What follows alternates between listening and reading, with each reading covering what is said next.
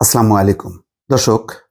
কালকের ভোর রাতের একটি খবর যেটি এখন বাংলাদেশ জুড়ে আলোচনা হচ্ছে, বাংলাদেশের বাইরে প্রবাসী বাংলাদেশিরাও আলোচনা করছেন। সেটি হচ্ছে জেনারেল আজিজ এবং তার পরিবারের উপর মার্কিন ভিসা নিষেধাজ্ঞা।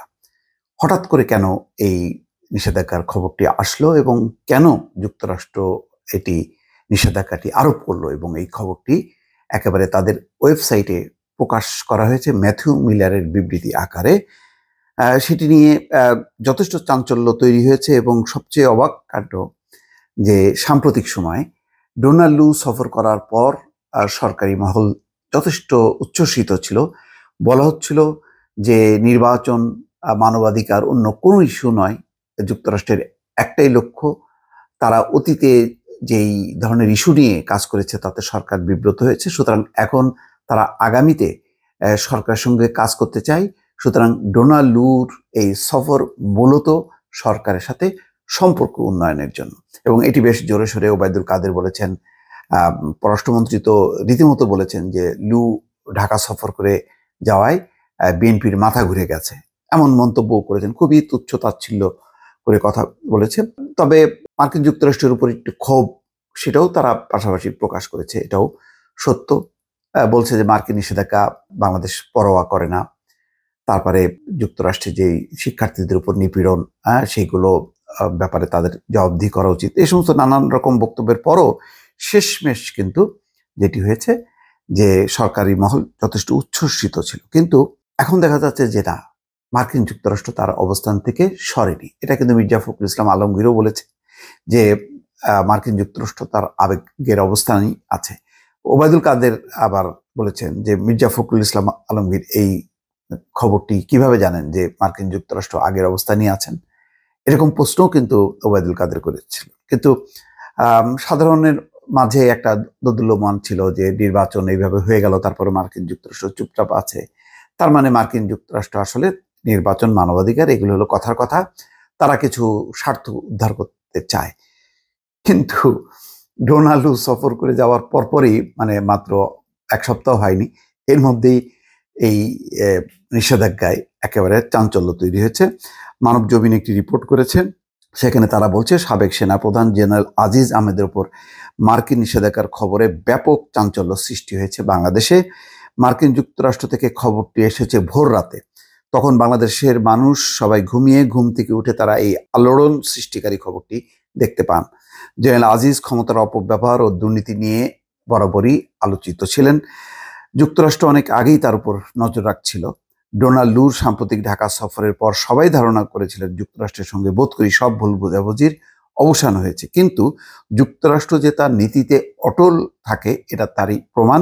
বিভিন্ন মহলের সঙ্গে বৈঠকের সময় ডোনাল্ড লু আরও কিছু বিষয় ইঙ্গিত করেছেন। তার সফরের পর সরকারি মহলে যথেষ্ট উচ্ছ্বাস ছিল। ডোনাল্ড লু কিন্তু বলছেন যে মানবাধিকার, গণতন্ত্র এটা হচ্ছে তাদের মৌলিক অঙ্গীকার, এই অঙ্গীকার থেকে তারা পিছিয়ে আসছে না, এবং বলছে যে তারা ভারতের দৃষ্টিতে বাংলাদেশকে দেখে এটা খুবই হাস্যকর বিষয়, তারা তাদের দৃষ্টিতেই দেখে। প্রথম আলো এবং ইন্ডিপেন্ডেন্ট চ্যানেলের সঙ্গে সাক্ষাৎকারে কিন্তু পরিষ্কার করে ডোনাল্ড লু বলেছে তারা তাদের অবস্থান থেকে সরেনি, কিন্তু বলেছে যে নির্বাচনের সময় তারা তাদের অবস্থানে কথা বলেছে, এটি নিয়ে একটি টেনশন তৈরি হয়েছিল। তো নির্বাচন হয়ে গেছে, এখন তাদের সম্পর্ক উন্নয়ন, বিভিন্ন ইস্যুতে তারা কাজ করতে চায়, কিন্তু গণতন্ত্র, মানবাধিকার এই বিষয় থেকে তারা সরে আসছে না। এটি কিন্তু একটা ইঙ্গিত ছিল পরিষ্কার, এবং তারা বলেছে র্যাবের উপর থেকে নিষেধাজ্ঞার ব্যাপারটি তাদের আপাতত কিছু করার নেই। অন্যান্য বিষয়েও তারা মানে খুব যে ডোনাল্ড লু আসার পরে নগদ কোনো প্রাপ্তি তেমনটা কিন্তু ছিল না। এখন এর বোঝা যাচ্ছে যে মার্কিন যুক্তরাষ্ট্র তার অবস্থানে অটল থেকেই বাংলাদেশের সাথে সম্পর্ক রাখতে চায়। যাই হোক, ডোনাল্ড লু সফরের সময় বলা হচ্ছিল যে যুক্তরাষ্ট্র দু দেশের সম্পর্ক উন্নয়নে অবিরাম কাজ করে যাচ্ছে। নানা সূত্রের খবর, পরবর্তী নিষেধাজ্ঞা আসতে পারে টাকা যারা পাচার করেছেন তাদের উপর, যদিও এর সুনির্দিষ্ট তথ্য জানা নেই। ওদিকে আসলে জেনারেল আজিজের ভিসা বাতিল হয় 2021 সালে, তখন তার পরিবারের সদস্যদের ভিসা বাতিলের খবর ছিল না। 2021 সালের 11ই ডিসেম্বর মানব জমিনই প্রথম এই খবরটি প্রচার করে।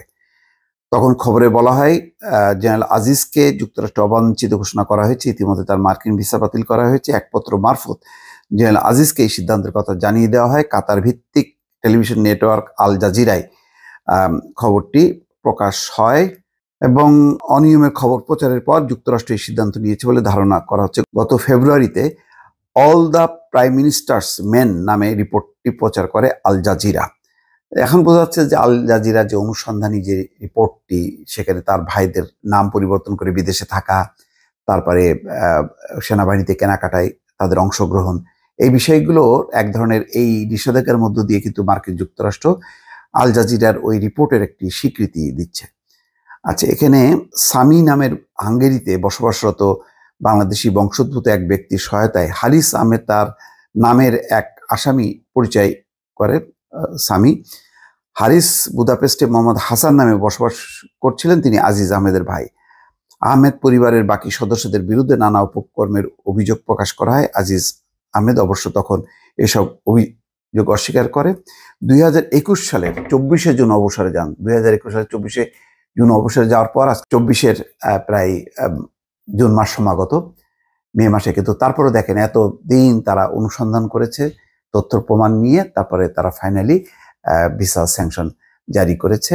সেখানে মাঝখানে ডয়েচে ভেলের সঙ্গে সাক্ষাৎকারে প্রতিটি পয়েন্টই জেনারেল আজিজ দৃঢ়তার সঙ্গে অভিযোগ অস্বীকার করেছে।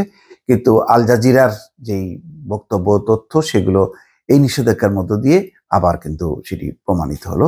ফলে রাজনীতির অঙ্গন, কূটনীতির অঙ্গনে এখন এই বিষয়টি ব্যাপকভাবে আলোচনার হচ্ছে এবং এটি চলবে আশা করা যায়। দর্শক ভালো থাকবেন। আল্লাহ হাফেজ।